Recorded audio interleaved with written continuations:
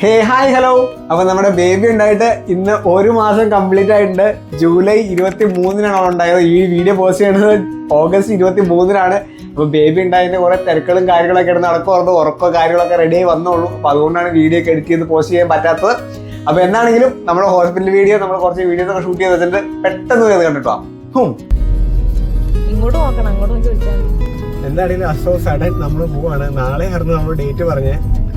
ഇന്ന് വിളിച്ചപ്പോൾ എൻ്റെ പറഞ്ഞു ഇന്ന് ഹോസ്പിറ്റലിൽ നിന്ന് വിളിച്ചിട്ട് എന്താ അഡ്മിറ്റ് ആകാത്തതെന്ന് ചോദിച്ചു. അപ്പോൾ നമ്മൾ പറഞ്ഞു നാളെയാണ് ഡേറ്റ് തന്നേക്കണെന്ന് പറഞ്ഞു. ഞാൻ പറഞ്ഞു ഇന്നാണ് ഓപ്പറേഷൻ ദിവസം, പെട്ടെന്ന് വാ, ഇന്ന് വൈകുന്നേരം തന്നെ ചെയ്യണമെന്ന് പറഞ്ഞു. ഇവിടെ ഒരാൾക്ക് നേരത്തെ എമർജൻസി ആയിട്ട് പോയി ചെയ്യുന്ന ഭയങ്കര ആഗ്രഹമായിരുന്നു. എന്താണെങ്കിലും അത് സാധിച്ചു. അപ്പം പോയിക്കൊണ്ടിരിക്കുകയാണ്. 12:20 അപ്പോൾ ഇനിയിപ്പോൾ മിക്കവാറും ഇന്ന് വൈകുന്നേരം തന്നെ ഓൺ ബോർഡ് ആവും. ബാക്കി അങ്ങനെ പറയാം. അപ്പോൾ ഞാൻ ആദ്യം പറഞ്ഞ പോലെ ഡേറ്റിന് ചെറിയൊരു ക്ലാഷ് വന്നു. എന്താണെങ്കിലും നമുക്ക് ഓൾറെഡി ഹോസ്പിറ്റൽ ബാഗ് പാക്ക് ചെയ്ത് വെച്ചുകൊണ്ട് പിന്നെ ഒന്നും നോക്കാനുണ്ടായിരുന്നില്ല. നമ്മളെല്ലാം ഐറ്റം എടുത്ത് കാറിൽ കയറ്റി നേരെ അങ്ങ് വിട്ടു. അപ്പോൾ അതേ നമ്മുടെ ബേബിക്കുട്ടൻ വയറിൻ്റെ ഉള്ളിലുണ്ട്. എന്താണെങ്കിലും ഇന്ന് വൈകുന്നേരത്തോടു കൂടി പുറത്തിറങ്ങും. അപ്പോൾ അതിനുവേണ്ടിയാണ് നമ്മൾ പോയത്. ചെന്ന വഴി അവളെ ലേബർ റൂമിലേക്ക് കയറ്റി. പിന്നെ വൈകുന്നേരം വരെ ചെക്കപ്പ് ആയിരിക്കും. നമ്മളൊരു 12 മണിയോട് കൂടിയാണ് ചെന്നത്.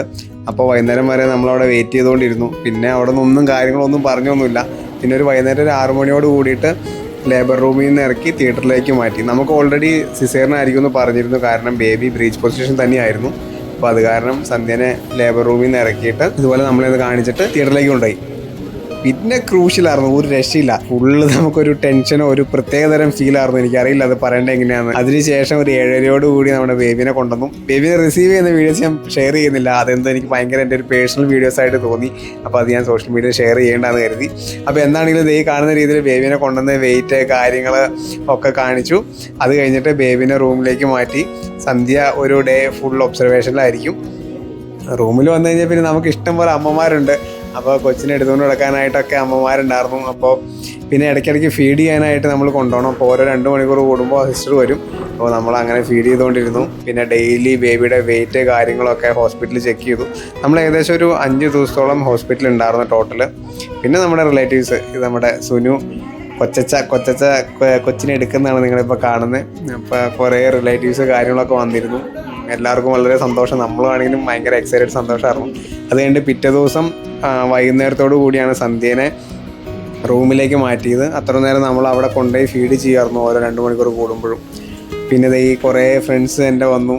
ഇത് നമ്മുടെ മോട്ടിവേഷൻ കപ്പിള്, പിന്നെ ഹരിദാസ്, അവർ, പിന്നെ അപ്പു, കുറേ റിലേറ്റീവ്സ് ഉണ്ടായിരുന്നു. രാത്രികളൊക്കെ ഭയങ്കര രസമാണ്.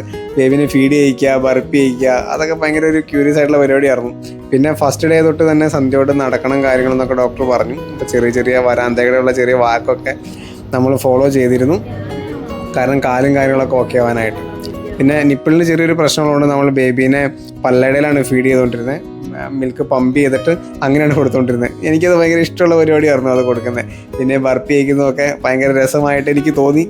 കുറച്ച് ടാസ്ക്കാണ്. പിന്നെ നമ്മൾ രണ്ടുപേരും പഠിച്ചു വരുമായിരുന്നു. പിന്നെ ബേബിക്ക് ഒരു മഞ്ഞപ്പിൻ്റെ ചെറിയൊരു ഇത് കണ്ടതുകൊണ്ട് 2 ദിവസമല്ല, ഒരു ദിവസം നൈറ്റ് ഫുള്ള് ബേബീനെ അങ്ങനെ ഇട്ടു. അപ്പോൾ നമ്മൾ കോലഞ്ചേരി ആശുപത്രിയിൽ നിന്ന് അതിനുശേഷം ഒരു 5 ദിവസം അതൊക്കെ കഴിഞ്ഞിട്ട് നമ്മൾ അവിടെ നിന്ന് ഡിസ്ചാർജ് ആയി.